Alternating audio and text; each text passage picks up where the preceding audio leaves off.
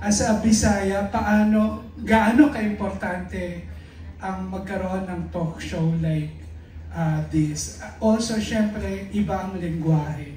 Maliban doon, ano ang pagkakaiba ng iyong show sa regular talk shows na pinapanood na nakasanayan namin sa iyo? Okay. Gaano ka-importante sa akin itong pagkaroon ng show? Siyempre, super pagka-importante kay trabaho man ito. Kahit anong trabaho na ibigay mo sa akin, talagang tatrabahuin ko sa ngalan ng aking pamilya. At talagang sobrang importante siya kasi ito yung magiging bread and butter mo para may mabuhay ka sa pamilya mo. Kahit naman talk show, kahit drama mo ano ibigay, basta sobrang importante talaga siya. And yung second question is, gaano kamahal ang gasolina? Wala na akong alam sa gasolina. Ano ang pinagkaiba nito sa iyong regular talk show? Ang pinagkaiba nito, una-una pa lang is, siyempre ang lingwahe, Bisaya na. Pero kasi itong aking magandang buhay is, mayroon kaming tatlong different kinds of momshi na talagang perspective na mag-uusap sa ganito na topic. Ito naman, talagang ito, siyempre isa lang utak nito. Kalokohan pa ang utak nito. Hindi yung, parang ako, parang i-manage ko lang kung paano ang lalabas yung naturality, yung ating celebrity na Bisaya, kung paano niya malalabas at ang tawag niya yung meron siyang ma-express at yung parang meron siyang parang nakaraan ba yung nakaraan niya na mababalik niya ang kanyang nakaraan. Ganito ang nangyari nung maghahalukay kumbaga. Maghahalukay.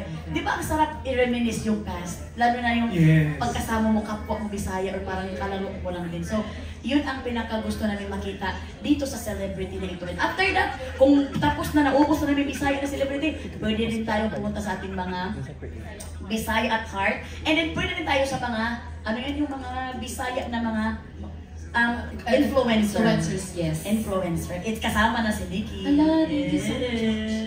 Very well said. Wow.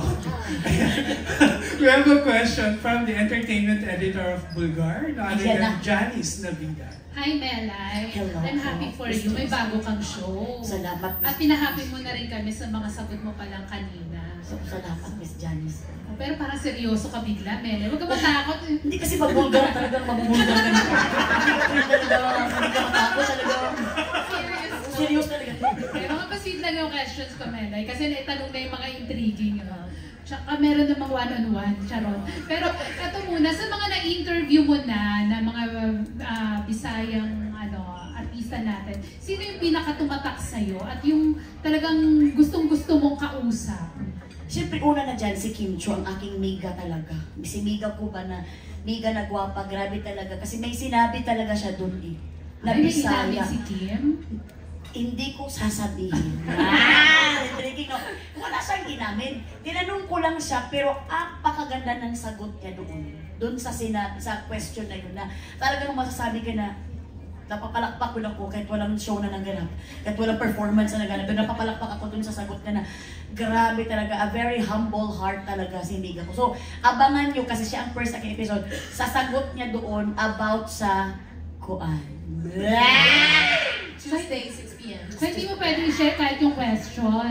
Hindi ko pwedeng i-share question kay kanang, ayoko namang magamit ko si Miga ko sa aking kuan, dito sa aking promotion, kay love na love ko man si Miga ko. Pero, abangan nyo lang, kay marami kayong matutunan sa kanya. And pinaka-the best yung sagot nga niya doon na na-amaze ako sa kanya. Kasi ayun niyang, super talaga kong happy kay Miga kasi alam mo talaga na meron talaga siyang good heart.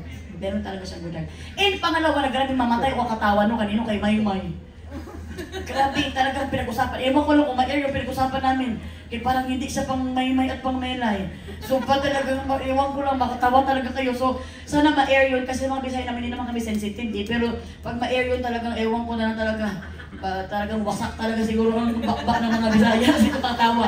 Yun kay Maymay, grabe tawa. At siyempre kay Kukun, JM, at kay Mariel. Kasi kumanta sila ng Bisaya. Kay JM at kay Mariel kasi, nanay ako kunwari ni Mariel. Tapos naligaw si JM, tapos ginawa namin kanta. Unsa, gano'n po, parang kami nag-cheer. Nag-musical kami. Parang sa front act? Ay, impromptu.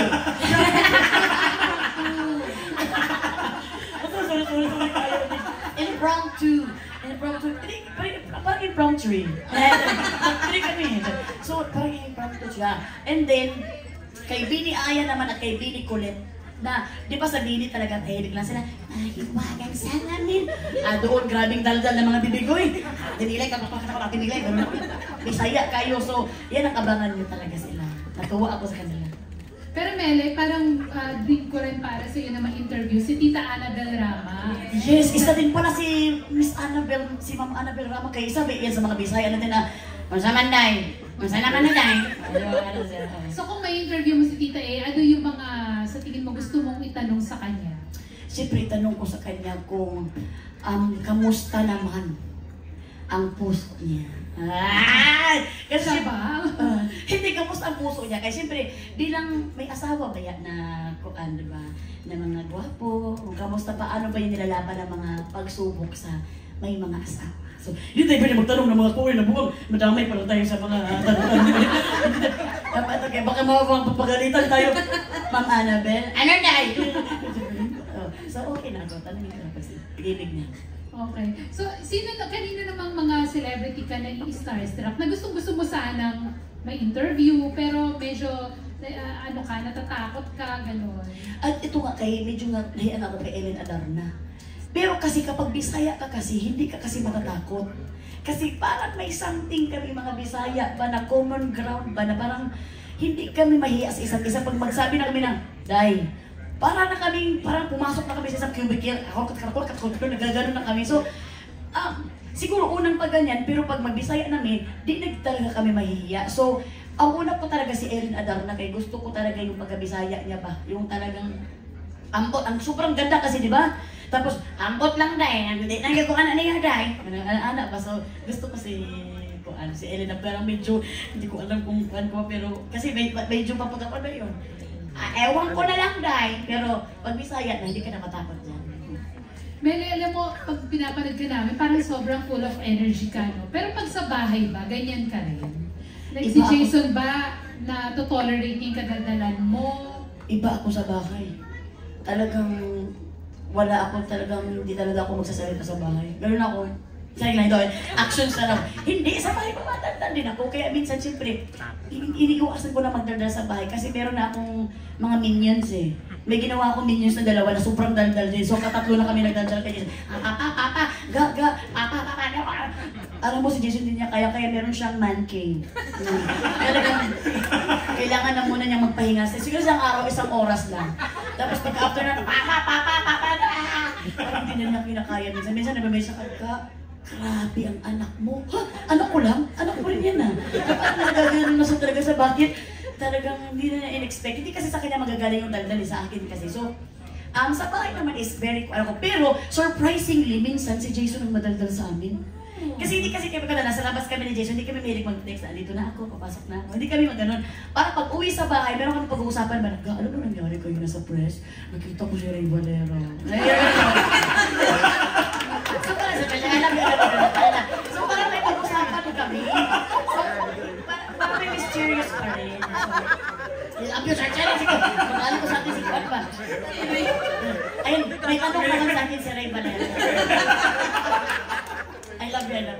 Pero matagal ba naging Aerosmith na siya? So yun ang amin. Maganda ko sa bahay. Grabe ka, Mele. Talagang pinasasakit ko yung pangalan. Okay, sige. Yung last question ko na lang. Kasi kanina pa sinasabi na parang paulit-ulit mo sinasabi na hindi ka maganda, ganyan. Yung ba na ikaw na nalalait sa sarili mo? Ano? Na parang ikaw yung nalalait sa sarili mo. O, kahit ba nung una, hindi mo na parang naisip o na-consider na, syempre pag sumisikat, magpanatoke, magpa-enhance ng itsura. Ako talaga, inopera na talaga ako ni Dr. Vicky Bello. Na talaga yung mukha ko daw maging Christine Hermosa. Ano nyo ba? Ang bastos nyo, tumawag kayo lahat. Inopera ko na, ilong daw, magkuha daw ko ng ilong. Sobrang takot ko sa injection.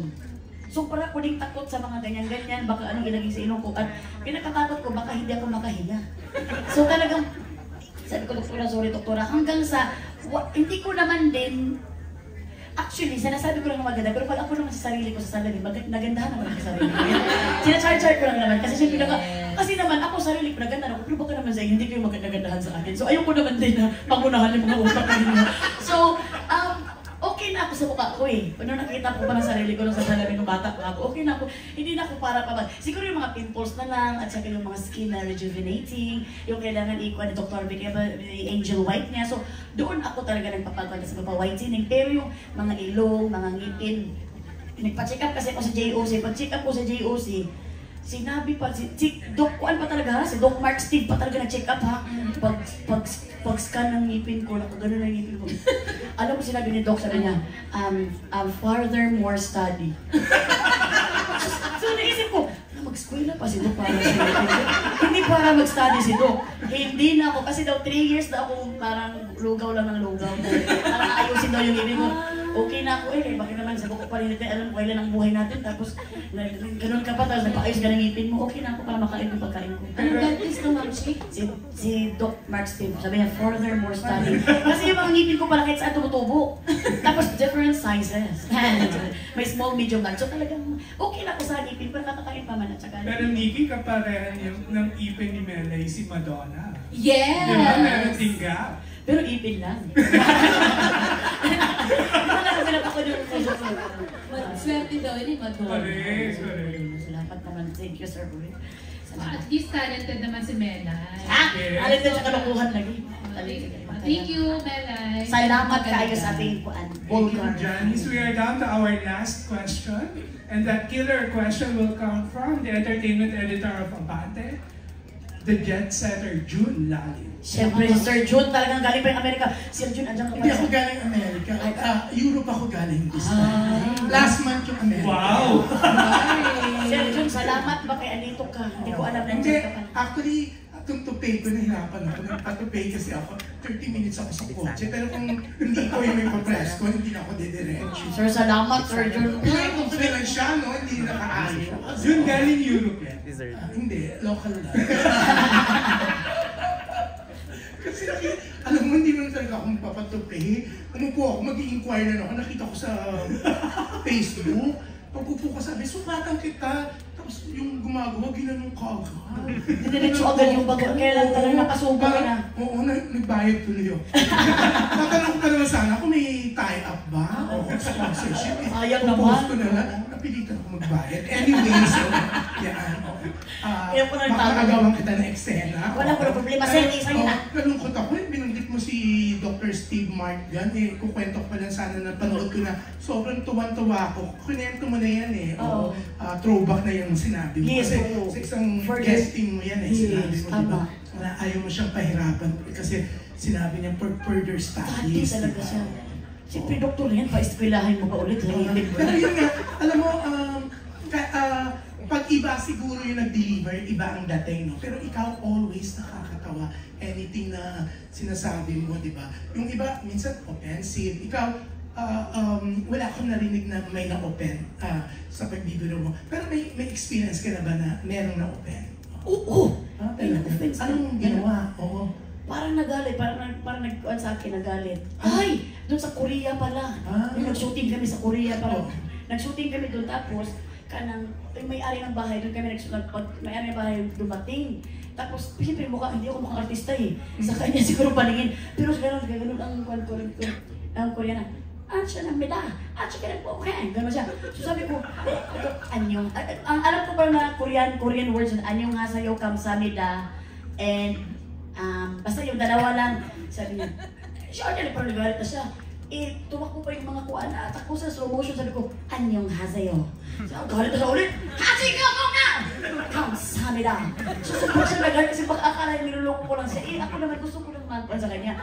So, talagang sobrang nagalit talaga yun. Tapos kinausap pa talagang tinuturok-turok pa ako. Pero naayos naman yun. Pero, at least, yung language, hindi mo pala alam yung language na so hindi ka masaktan, no? So, sobrang galit na talaga yun. Pag labas-laboy na ngayon lahat ng galit niya. Pero, hindi naman ako masaktan kasi hindi ko naman yung sinasabi niya. Pero, talagang na-offense. Na-offense talaga yun. Kasi, siyempre sabi ko, anong nga sa'yo? Hindi naman siya nagbibiro. Kasi sabi na pa, sinabi ko, thank you. Parang gano'n. So, yun ang mga fun experience. Basta meron din dito, kinakalimutan ko lang kasi kinakalimutan ko lang din yung mga offensement ko eh. Oo, so parang baka meron din doon, limutan ko lang sir.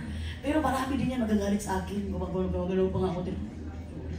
So sorry lang ako, hindi naman ako yung para magagalit din, sorry lang ako, sorry. Yeah. Pero etong ano no, nakakatuwa tong show mo. Kasi in 3 days, yung trailer, I saw the trailer no, naaliw ako. Naaliw ako kay Kim Chu. Actually, nagpunta nga ako sa psychiatrist after. Kasi nagtataka ako, bakit ako tawa ng tawa?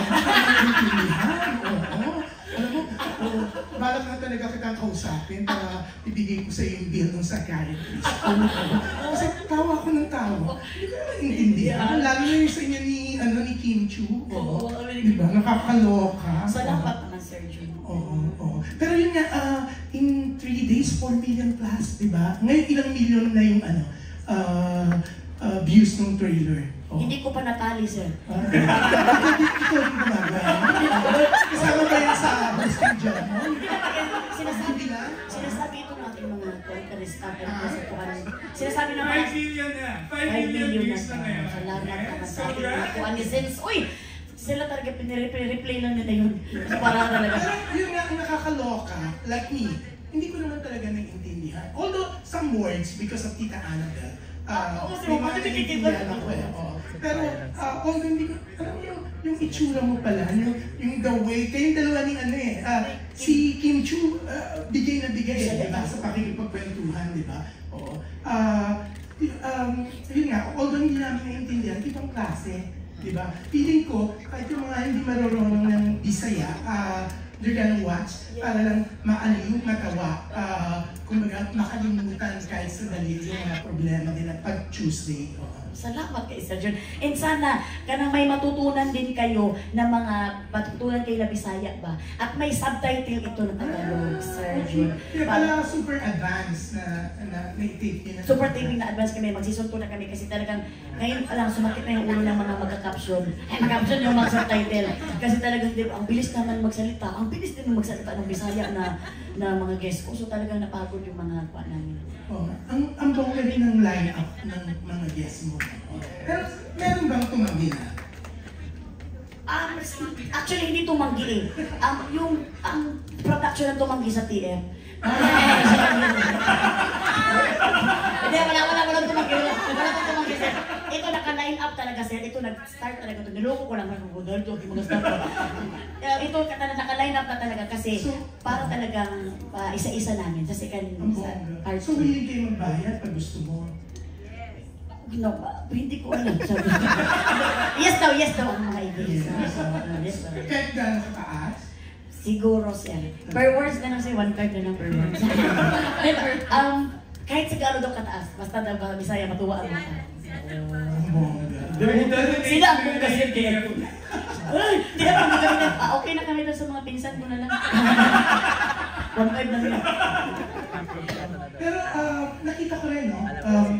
Yung video kung saan kinausap nila yung story Direk Lauren, yun, talagang wala kang idea or hindi drama lang yan na parang nagulat ka na it's about time na magkaroon ka na ng sariling talk show. Yung sinabihan ka nila. Wala kang idea. Wala talaga akong idea siya. Lagi na lang. Kasi si Direk Lauren kasi kilala niya ako na reality show talaga ako. Kaya ginanon niya ako eh. Tapos, ganun yun kasi, nung araw na yun, parang mayroon na akong hint na parang may gagawin daw na show.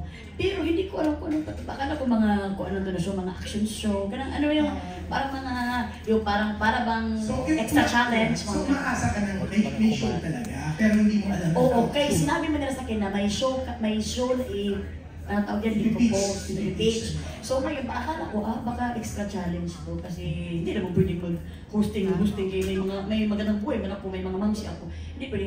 Pero pagdating doon kay, yung pala ang Bisaya show, super ako na-inganyo kasi Bisaya show Siyempre talagang, parang saan ako talaga na born. So, napauo talaga ako sa show na ito. Wow! Hindi ka pa ng sweldo para So talagang super akong happy, sir. Yan. So, eto every Tuesday, 6 p.m. Tama? Opo, every Tuesday, 6 p.m. simulan sa July 2. So, hindi ito magbabago ha? Hindi yung parang itatapon-tapon ka sa iba't ibang fans na. Kasi may ganun kayong show. Diba? Oh, hindi ko magbabago, sir. Kasi ito ay papalabas sa I Want TFC at sa YouTube channel ng ABS-CBN. Pero pangarap mo rin na magkaroon ito ng pre-TV airing? Pangarap ko naman talaga, sir, kung saan ilagay. Sobrang pangarap kay sana naman ma-appreciate. Pero kung hindi naman makatulong sa ano tawag yan, sa rating ng ating free TV, di okay na kami dito, basta may sweldo. Wala kami problema, basta kami. Paano ko, kunyari, sinabi sa Direk Loren no na, oh, we're giving you a talk show, but don't expect talent fee. Oh. Direk, parang isang kalokohan to. Inaanak ni Direk Loren ang anak ko na si Mela, so hindi naman yan magagawa ni Direk. Kahit siguro 1-3 lang, okay na. From 1.5 to 1.3. Kasi di-discount sila. May 200 discount. Hindi pa magkakaroon to ng subtitle ng Korean o sa dami ng fans sa Korean. Or bakit tayo sa Korean? Hindi ko pa alam kasi yung nagalit sa akin sa Korea, baka ayaw na mag-subtitle. Ay, saan siya? Ang dami ng fans to. Oh, namaya pa tayo dyan, Sir Jude. Pero pang lang to talaga, pang Pilipinas lang ito na kuan. Pero kung gusto nila, di ba pa sabi, magalit na yung nag-serve sa'yo, sir, o na waiter. Parang galit siya. Hindi naman lang pinagsilbi ha. Mamaya kasi yun siya mag-serve sa'yo. So, Tagalog talaga ang subtitle nito. Ina-timing. Okay. Oh. Pero yun, Mela, congratulations. Ako, I really like you. You know that, di ba? Yes, Sir John, sobrang bait talaga. Sobrang kalalabasin pa lang sa bahay ni Kuya. I really like you kasi lagi mo sinasabi dati na pinapanood mo kami. Yes, pinapanood ko sila na si Alonzo. Grabe. Oh yeah, oh. And in fairness to you, since then, hindi ka nagbago. Never ka naging plastic, naging yun, basta napakatotoo mo, hindi ka tulad na itong candle na to. Very plastic. Pero yan, congratulations. Thank you, kaayo so much, Sir Nabanggit mo kay Tita Annabelle yung ano, yes, na pangarap mo siya. Pero, oo, nalaki sa ano. Kaya ko malakpak. Kaya tinanong ko about the TF. So, pag-usapan na lang natin. Yan, we're really happy for you. Si Tita natutuwa sa iyo. Salamat kay Ma'am Annabelle. Thank you, kaayo yeah, so and much. congrats with your new talk show. Yes, yes. Salamat kay Sir John. Thank you. Thank you, Sir John. Congrats, Mela.